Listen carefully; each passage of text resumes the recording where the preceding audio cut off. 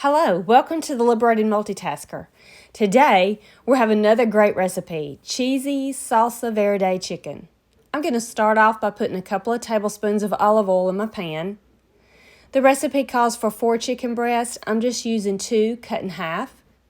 Now I'm going to season both sides of our chicken. I'm using salt, pepper, and garlic powder. Cutting these chicken breasts in half is going to decrease my cook time, and that's pretty much going to help make it a 30-minute meal. Also, all cooked in one pot. A one-pot meal, 30-minute meal. It's low carb. Actually, I think it's keto as well. But beyond that, it's just delicious. So now you can see I'm flipping my chicken to season the other side. I've never tried salsa verde. I found a good-looking bottle from Fresh Market and purchased it. We put it on a few street tacos and liked it. It's a medium heat, and I found this recipe, and so I've been so excited to try this. Now that this is seasoned on both sides, it's time for me to put my skillet on my eye and cut it on. I'll go ahead and add my chicken to our skillet. And we're going to cook this for about 4 to 5 minutes on one side and then flip it. Now these chicken breasts were pretty large, and so for a family of 2, cutting these in half was perfect. We had plenty for our dinner and then enough for leftovers to either eat for lunch one day or even to freeze for a later meal. Now here you can see I'm going to go ahead and flip these over. We want a nice little brown on each side, just to help give it a little extra flavor. Now this is the time of year a lot of people are trying to eat a little more healthier. And we're one of those people. We have a wedding coming up, and so we're wanting to look our best, and so we're trying to do a few more low-carb meals and make sure we have plenty of vegetables. Now I'm going to check to make sure our internal temperature is at least 165. And it looks like this needs to cook for just a little longer. I like that nice brown color on this chicken. We want that on both sides. This temperature is looking like it is ready. Now I'm going to go ahead and remove this chicken from the pan. I'm just going to put it on a paper plate and put it off to the side so we can do our next steps. You see all that brown in the bottom of the pan? That is nothing but great flavor.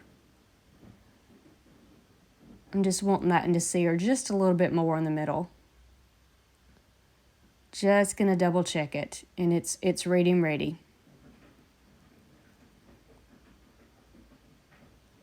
Now that we have that removed from the skillet, we're going to add our next ingredients. I have 1/2 of a de-seeded chopped jalapeno. I got these from my freezer. I grew them in the garden in the spring. Now this is not part of the recipe. This is riced cauliflower. I steamed it in the microwave, and I'm going to go ahead and add this to the pan. I just wanted to add some vegetables.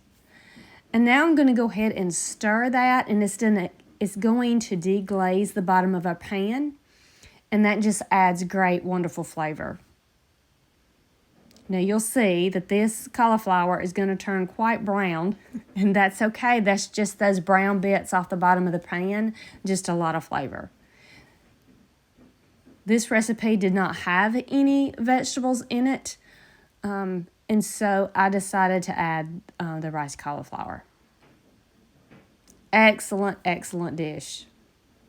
You can see it's turning brown quite quickly, but all those brown bits are coming off the bottom of that skillet.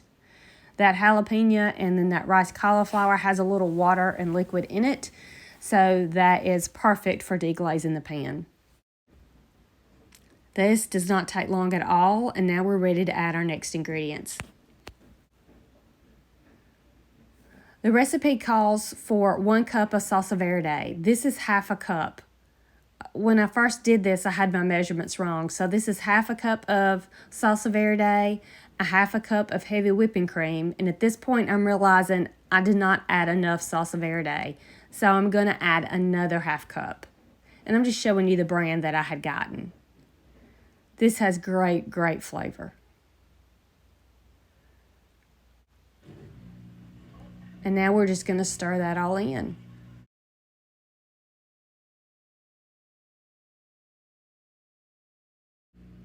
We're going to let this cook until it thickens.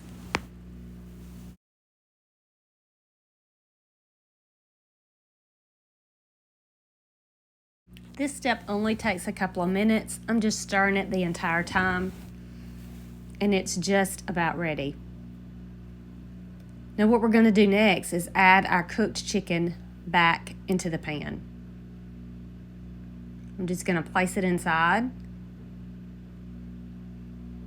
You probably want to stir some of that sauce over the chicken. I kind of forgot to do that, but it did not affect the flavor. Just let that simmer. And next we'll be adding some cheese. It calls for a Mexican blended cheese, but I'm just adding some medium cheddar and pepper jack. It calls for about half a cup of cheese. I'm probably using a cup. I feel like more cheese is better. I'm just kind of evening that cheese out in my pan. And then I'll put the lid on and let that cheese melt. At this point, I'm going to cut my eye off. And then it's going to be ready to serve.